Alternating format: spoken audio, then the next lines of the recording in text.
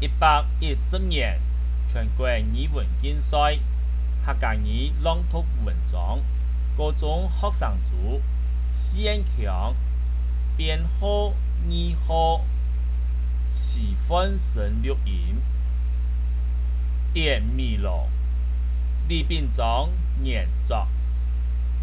虽然讲一份大饼一份书生，不过对江中人来讲，较多嘅係看天食飯，順風順意睇風書，真歡喜。不過那係讀到無家，嘅就無采功咧。假使便宜到像舊時樣嘅無人愛，那係讀到天寒。無一片做風采，做一下都無好書生，佢就當慘。天時較熱，你要去天橋嘅山芒做事，黑粒汗、細粒汗、白白啲，對後生變到咯，對大眾做到團糊，做到看唔到人嘅面容嘅。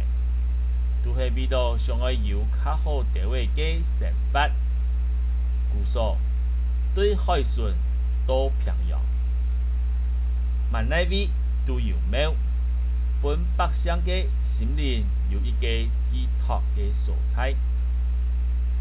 水板頭一個樸實嘅早安合裝，記得嘅祖先喺清朝康熙時代就過來台灣。伊也為成法，為到求平安，望到好書生，也嘅狀頭有一個流傳百公年，當特別嘅風俗，點米羅。講起米羅，係條擺江中人天初都用得到嘅，無論係開國、開菜、開飯書、開飯頭，都用得到。水板頭嘅從前事，當然嘅正一班也也按部，貴莊頭嘅人都會來到從前事。起頭係個先來跌入住韓國四個頭家，負責今年莊頭生命嘅頭路，下來就係跌米羅，滿觀音輔助莊頭今年嘅運勢。頭擺，狀況嘅人喺度入住屋卡點米羅，喺家同神明祈求保護貴莊頭平安。撒下來啲香爐面用素金點火，撈米羅過火，搶化米羅。各位組織嘅人會同神明說明一下愛滿嘅係乜嘅，撒下來。個用點火嘅金子，啲米羅嘅女人點記下鏈，就吩咐人拿去木後背，大力向天池坪跌過去。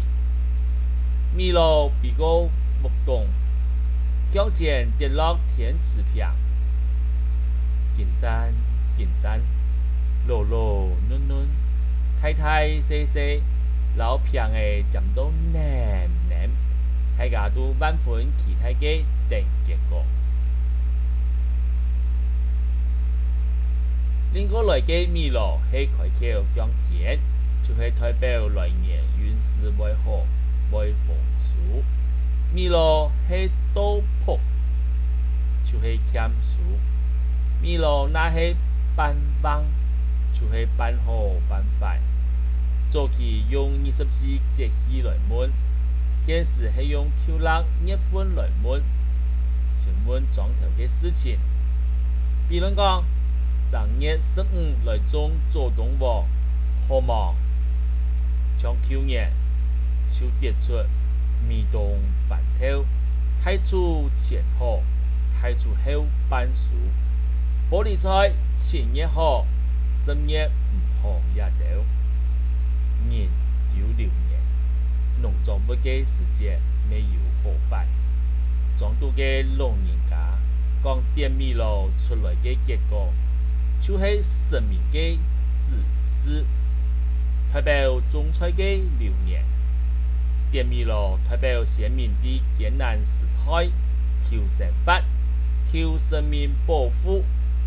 用电米罗代表千千万万嘅希望。